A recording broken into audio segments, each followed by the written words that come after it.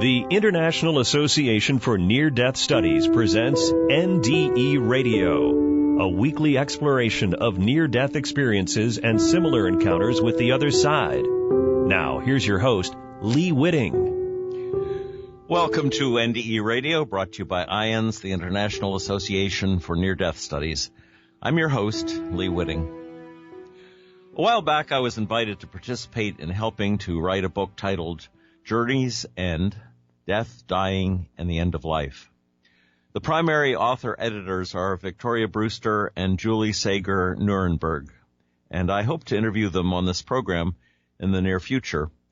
The book's a remarkable look at death and dying through many points of view, and, let me scan through the contents to give you a taste of what it has to offer in its almost 500 pages. Unique perspectives on death, the dying individual's perspective, death of a spouse or life partner, death of a parent, death of a grandparent or great-grandparent, death of a sibling, death of a child, death of a grandchild, death of an infant or unborn child, a child's perspective on death, death of a friend, death and the blended family, a tapestry of dying woven into the fiber of life, violent death and lack of knowledge or resolution. I encountered many of those sad cases in my work as a chaplain.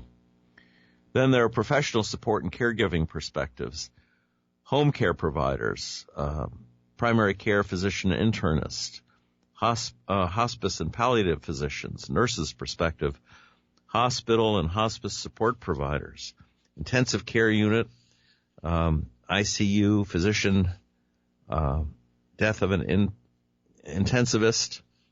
I'm not sure if they have an EMT ambulance. Oh, yes, emergency medical service worker. I did that for 8 years. Social worker, clinical ethicist, peace officer, military veteran. All of these different experiences taken from the people who have lived through them. These are all written by different folks. Grief and bereavement support professionals, and then ceremonies and celebrations memorializing death, religious and spiritual perspectives, therapy dog for the ill and dying. My work in the hospital with pet therapy dogs was remarkable, powerful. How much love a dog can give to a sick patient.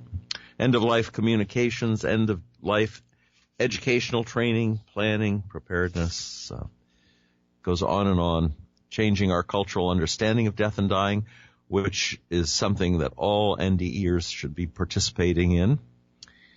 When end-of-life care is ongoing, natural death or assisted suicide, death with dignity, and so on and so on. And they open the book with a couple of really good quotes, and I thought I would read those to you to start. This is from Karen Wyatt. When we embrace our own physical impermanence, we discover the truth that dying in many different forms is actually one of the change agents for life and makes transformation and growth possible. Thus, our greatest fear in life is revealed to be our greatest impulse for creativity and transcendence. That's Karen Wyatt. Then here's one from an MDiv, Doctor of Divinity, or a PhD rather. Apparently, contemplating mortality, even when it is staring us in the face, is not the politically correct thing to do. Those of us who have tried to tell our NDE stories, recognize that. This was Richard Wagner, said that in his book, The Amateur's Guide to Death and Dying. And then Ray Ginsberg wrote, "Death is not an enemy. It is a creative disruptor. It is one of our most profound and valuable teachers. It is life-affirming. It is our gateway to meaningful and vigorous life." So anyway, I thought I would read you my concluding chapter.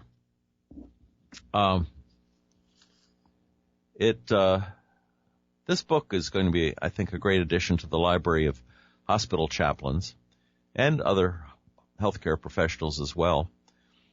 And this final chapter, which I contributed to the book, begins with my own brief childhood, NDE. When I was 7.5, I waded too far into a small New Jersey lake. The slope fell off sharply, and I slipped off the edge into deep water. I came up once, let out a scream that emptied my lungs, and then descended slowly to the bottom. When my lungs filled with water, my soul left my body and rose into a nearby birch tree. And from there I could see my mother running to the shore to jump in, dive down to my body, and pull me up. She dragged me to the shore, threw me face down over a log, and pushed on my back to try to get the water out of my lungs. In the process, she more or less invented a CPR, since the log did chest compressions each time she pushed. And no angel was there to tell me. I just knew I had to go back into my body. Now, there is a dream or series of dreams connected with this story. For years afterward, while growing up, I had this recurring dream that I was falling away from the light down a dark tunnel. I thought it was a memory of my sinking to the bottom of the lake, that the light was the sun on the surface, and the darkness was water too deep for the light. Years later, as an adult in my 20s, I returned to the lake and dove down just to see if my dream reflected the reality of sunlight underwater. It did not. The sunlight spread uniformly across the surface of the lake, and all the way to the bottom, there was no tunnel effect at all.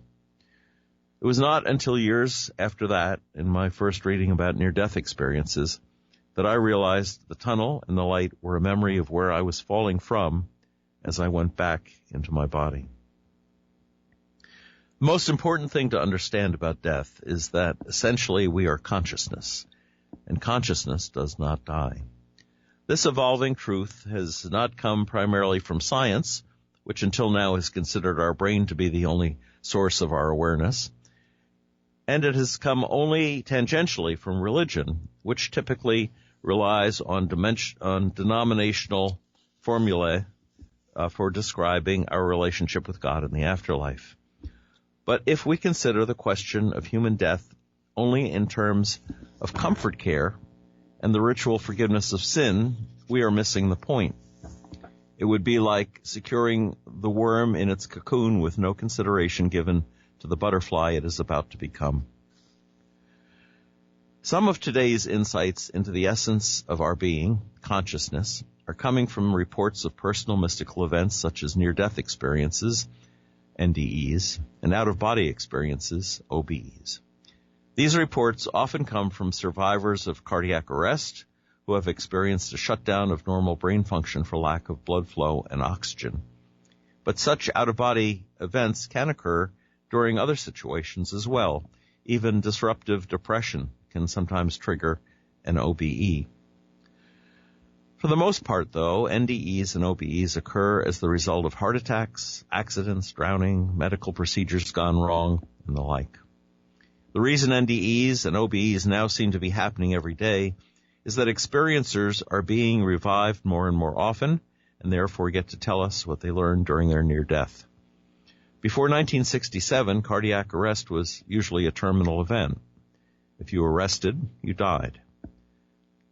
Since then, chest compressions, defibrillators, and drugs have revived many arrested patients, especially those who code in the hospital. Today, people who remember their NDEs and OBEs are surviving in the United States alone an estimated 774 times a day. What happens during such an experience, and how do we know it's not a dream, hallucination, or projected images from the dying brain? By now, the veridical evidence is overwhelming that these experiences are real. As a typical scenario, take an operation gone wrong. A man lies dead on the operating table with no breath, no heart function, and a flatlining brain. Suddenly, the patient finds his consciousness leaving his body and floating up to the ceiling, where he watches the doctors and nurses as they struggle to get his heart started again. At first, he may be confused and may try to tell the doctors that he's okay, but they don't seem to hear him, and the patient feels fine, no pain, no concern, as he watches and listens to what is going on. After that, he may drift through a wall or two and find himself in the waiting room listening to his family discuss the situation.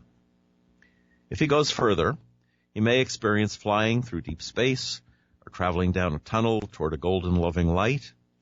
On the way, angels or deceased family members may accompany him.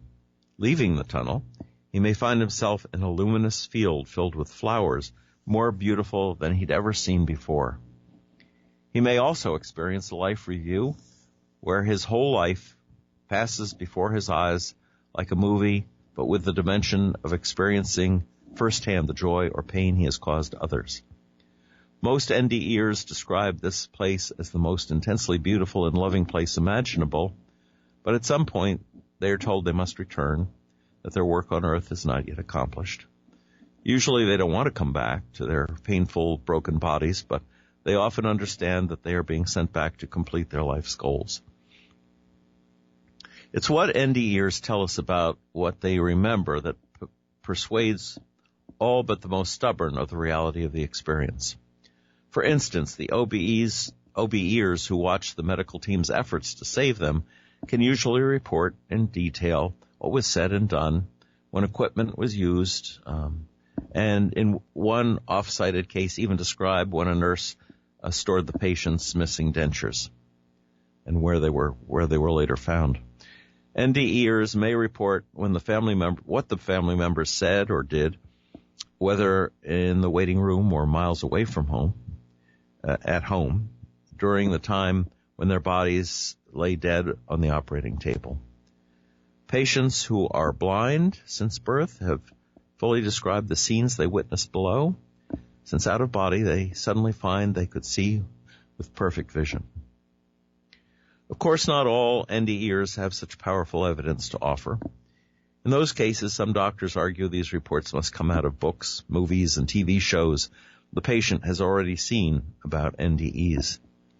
To test that argument, studies have been done with child experiencers who, before their NDE, were never exposed to such coverage. The studies demonstrate that without any pre-programmed expectations, children report the same visions of angels and the light of God's love. As further proof, we must also consider the spontaneous healings and miraculous cures that sometimes occur with an NDE. Cancer patients have sometimes returned from death with their cancer completely gone.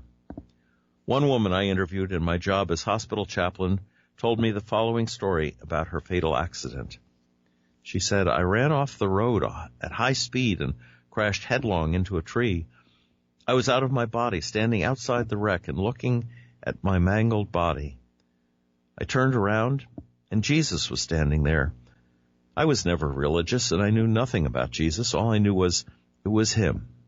He told me it was not my time, and that I would have to go back into my body. When the ambulance arrived, I heard the medics say she will never make it to the hospital. When they got me into the trauma room, the doctor said she won't make it to the operating table. When I got to rehab, they told me you'll probably never walk again." 2 weeks later, completely healed, she walked herself out of the hospital. There are other gifts NDEers can return with as well. Most no longer fear death, and others have a calling to change their lives, work to help others, and teach or preach or heal. Some leave their jobs, some even leave their marriages when their spouses can't understand or appreciate the profound changes in their life's goals, their personalities, or their religious practices. Among the world's gifted are many who describe having had a near-death or out-of-body experience, including St. Paul, Mohammed, St. Teresa of Avila, Nikola Tesla, Carl Jung, the actor Peter Sellers, just to mention a few. The artist Hieronymus Bosch, circa 1490, painted a picture of angels taking the deceased through the tunnel and into the light. He called it Ascent of the Blessed. And in 1892, one of Einstein's university professors, having had an NDE himself, collected and published other stories of their own near-death experiences as well. I've taken this time to describe the near-death experience because of the insights it offers as to what happens when we do finally die. Dr. Elizabeth Kubler-Ross, who wrote the classic text on death and dying, and Dr. Raymond Moody, who coined the term near-death experience in his book Life After Life, started studying the numerous reports of NDEers back in the 1970s due to the resuscitation techniques coming into place at that time.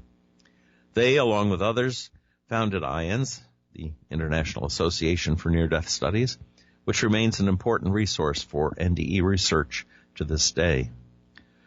Of course, NDEs had been reported long before that. One of the earliest written descriptions was provided by Plato some 4 centuries before Jesus' era in the last book of the Republic.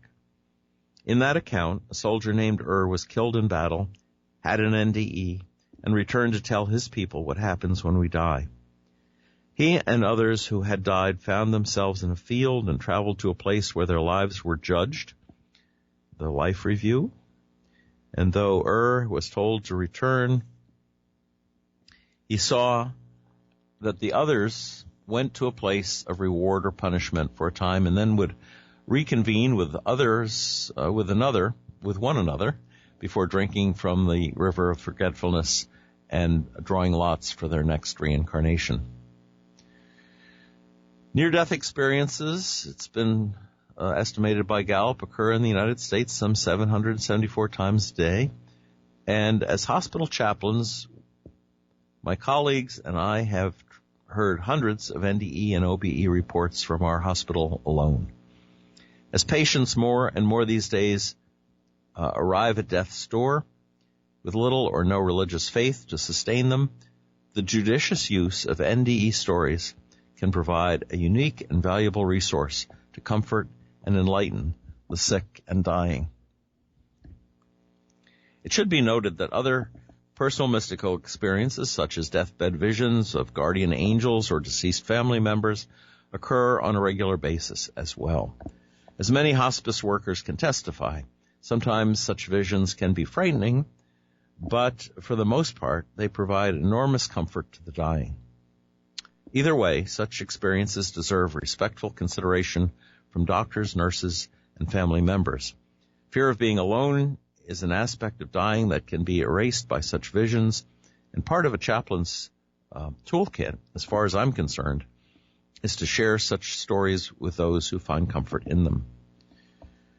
For hospital staff who fear that sharing one patient's NDE story with another would be a violation of patient privacy rules, I would suggest the resources, but mainly the International Association for Near-Death Studies, which can be accessed at IANDS.org. Members have access to a wealth of material, including medical training videos, annual conferences, and especially written reports of NDEs and OBEs that offer veridical evidence that these events are real.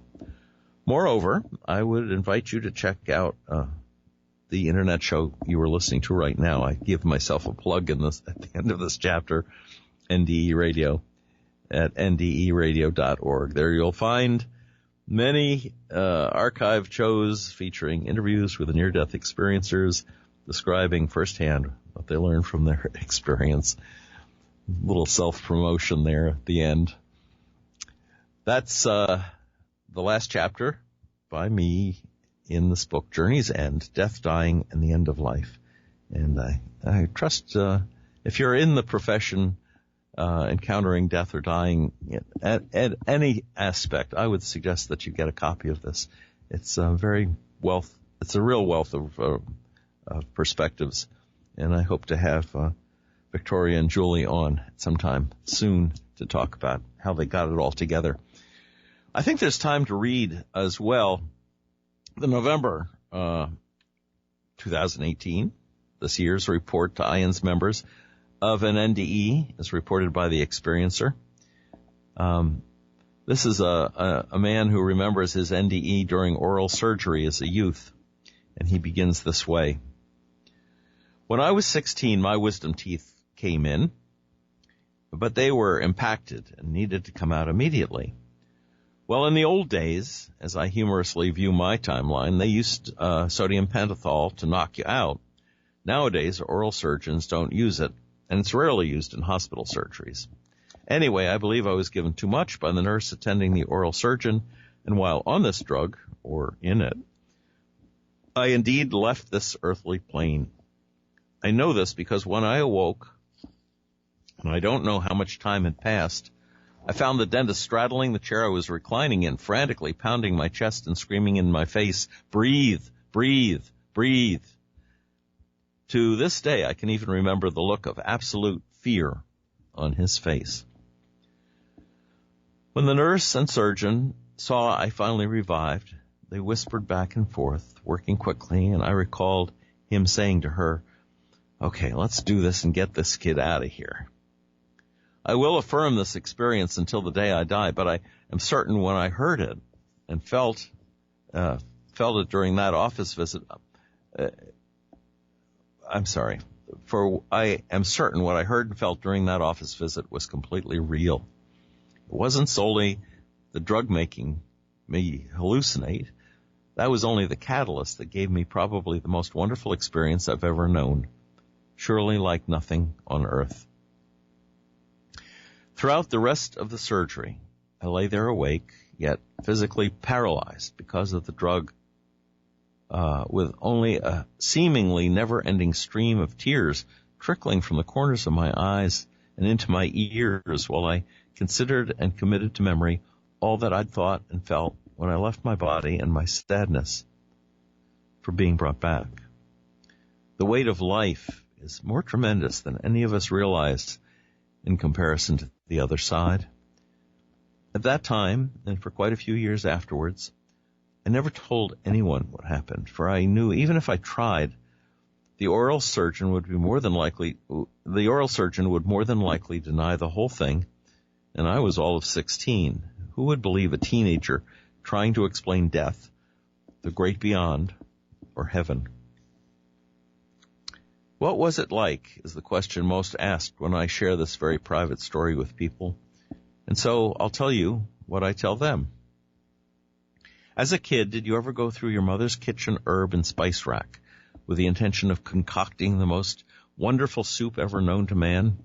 You know, getting the biggest pot you could find, filling it with some water and then any other liquid ingredients at hand or preferred, and then shaking it in the most glorious scents from little ornate bottles, half of which you could barely pronounce the labeled names of: anise, basil, bay leaves, celery, coriander and cumin seeds, cinnamon, cloves, dillweed, fennel, ginger, garlic, lemon peel, mint leaves, mustard seed, nutmeg, oregano, parsley, paprika, pepper, pumpkin spice, rosemary, sage, and extracts of almond, butter pecan, caramel, cherry, chocolate, lime, peppermint, and vanilla. Okay, you get the general idea. And then basically sprinkling in these wondrous aromas and flavors, stirring them all together in the heating pot, and truly believing they would collectively become such a delectable sensation that every human on earth would desire this breakthrough cuisine. Well, maybe I was a weird kid, but I did it. Anyway, the outcome? In short, a rather disappointing brownish black liquid that was entirely tasteless. Now, for a child that was adorably literal, I took this culinary defeat as quite a blow. How could such great things blended together become really nothing at all? For the life of me, all of about 8 or 9 years, I couldn't fathom the why and how of all those incredibly beautiful, individually fabulous things once combined ended up being dumped down the kitchen sink. So it bothered me for a little while, but I was soon back on my bike and racing toward my next skinned knee. Yet now I can parallel my NDE OBE with that youthful cooking experiment. Where I went was the big soup. You see, when the drug took effect, I do recall a sense of traveling, although not physically but mentally. And I didn't see a tunnel or white light or any family members already passed or on welcoming me or some spiritual being beckoning me. It was rather like in a slow motion blink of an eye, I found myself enveloped in complete blackness. I had no bodily form, yet I was somewhat unearthly, somewhere unearthly, with no gravity, and although it was darkness, or I was sightless, I sensed I was surrounded by and part of this exquisite and pure energy of everything. I mean everything. And we were all swirling in love. My next thought came as a sudden surprise. Hey, I'm still me, but I'm a thought. While at the same time I sensed I was also part of everything, and everything that made up the utterly peaceful and loving blackness was part of me. And it was absolute bliss. I couldn't hear anything like others' thoughts or voices, but I was still thinking as who I am. And while in this state or realm of ethereal plane, I felt I was very much still alive, but as energy, with it all in this glorious, loving blackness. I sensed I was one with all the universes, galaxies and planets, and life on Earth, all things seen and unseen, breathing or still, atoms to molecules to quarks and beyond, and it was infinite and pure. I don't think there are any words in any language that could adequately describe it. The only thing I've ever been able to come up with is orgasmic consciousness. Wherever I was, I knew my own separateness and, at the same time, my oneness with everything and the greatest sensation of love in and of all of it and me. Well, what I gleaned from that is that we take ourself with us when we go, so we'd better like who we are because we're stuck with ourself. Additionally, from that experience, I consider myself to be doubly blessed, for there's not a day I live here now where I spend a nanosecond of my time or energy fearing death. So many people waste moments worrying about dying when it will probably be the best thing they ever know.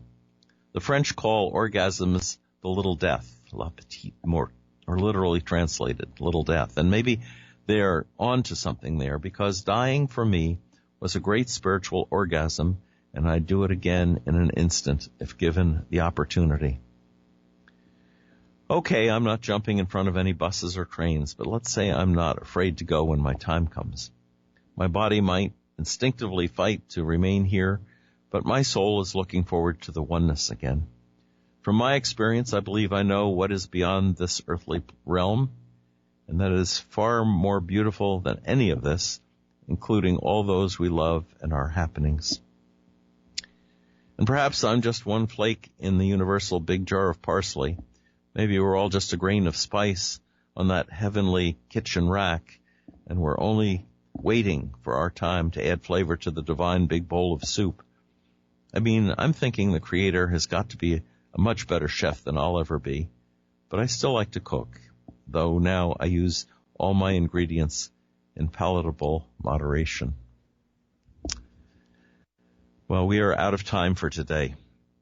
If listeners would like to hear this show again or any of our past shows, just go to our website at nderadio.org and hit the past shows button. And for information about IANDS, just go to their website at IANDS.org. And be with us again next Monday, 11 a.m. Eastern, for more NDE Radio. This is your host, Lee Witting, saying thanks for listening.